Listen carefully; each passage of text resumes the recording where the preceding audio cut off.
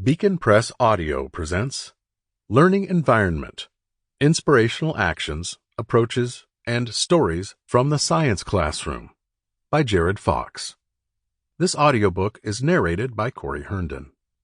Published by Beacon Press Audio, 2025.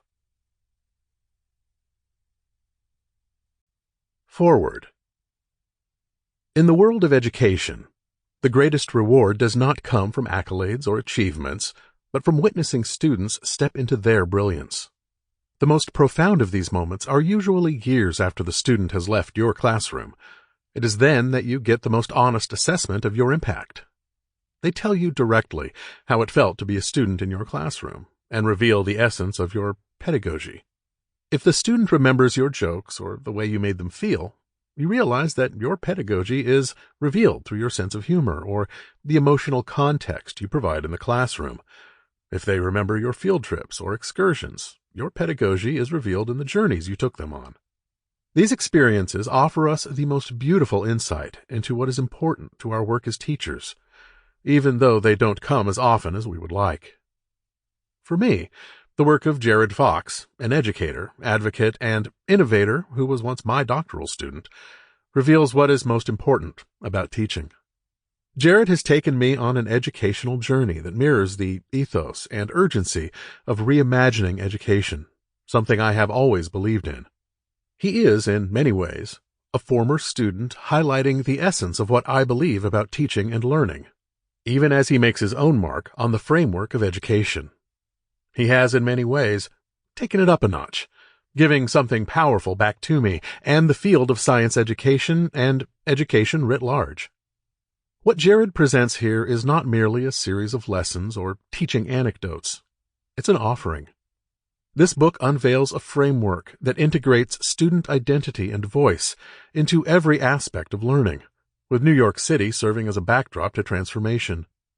Teaching in New York is not like teaching in any other place. The city's a living, breathing entity that challenges and inspires.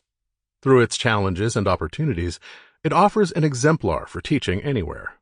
In this book, Jared has embraced a dynamic landscape to create opportunities where his students are not passive recipients of knowledge, but active participants in crafting their understanding of the world.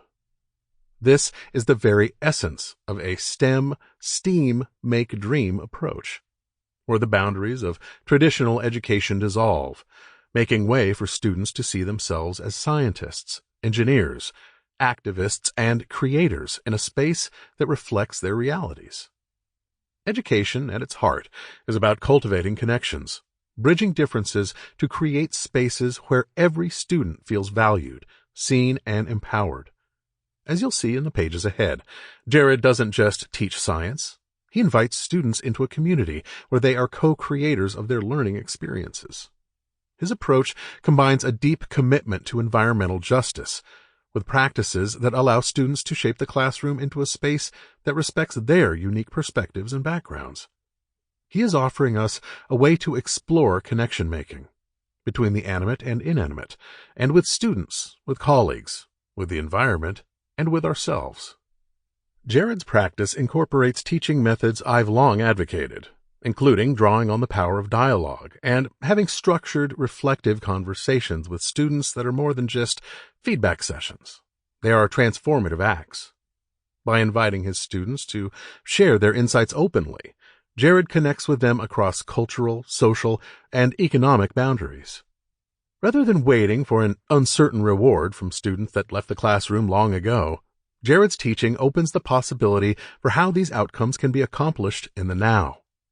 His approaches build trust and invite students to take part in shaping their own educational journeys while enhancing their teacher's practice.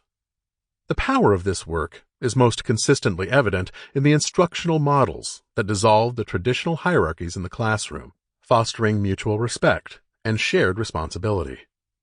If one were to ask me what the greatest gift of this book is, I would say it's the beautiful way it deepens the teacher's understanding of students and their experiences, while offering tangible insights to improve teaching practices, foster stronger relationships, enhance classroom culture, and uplift the overall school environment and teaching profession. I loved reading about the ways that Jared and his students co-developed strategies to support both social, emotional, and academic needs, creating a classroom atmosphere that's responsive to the students' lived realities. As I explore in my book, Ratchetdemic, classrooms that embrace these approaches to teaching become spaces of authenticity, where students can bring their full identities. Jared's classroom reflects this philosophy, blending rigorous academic work with a deep commitment to understanding his students beyond the walls of the school. For Jared, teaching is as much about community as it is about content. His students aren't learning in a vacuum. They're examining issues like water conservation and plastic waste in the context of their own lives. With the city as both backdrop and subject, Jared creates lessons that are grounded in the real world. From field trips to the Bronx River to expert-led dialogues, he uses the city's challenges as a springboard for scientific inquiry, helping students see that the knowledge they gain can have a real impact on their communities. In these pages, you'll find descriptions of classroom activities and projects that invite students to see themselves as part of the solution, as empowered individuals who are capable of tackling environmental and social challenges. Throughout our time together, Jared has always sought to push the boundaries of traditional education, making room for students who might otherwise feel marginalized or disengaged. His work aligns deeply with my ethos of making science and technology accessible, relatable, and meaningful. In his work, science isn't an abstract subject reserved for someone else. It's a tool to be used to understand and shape the world.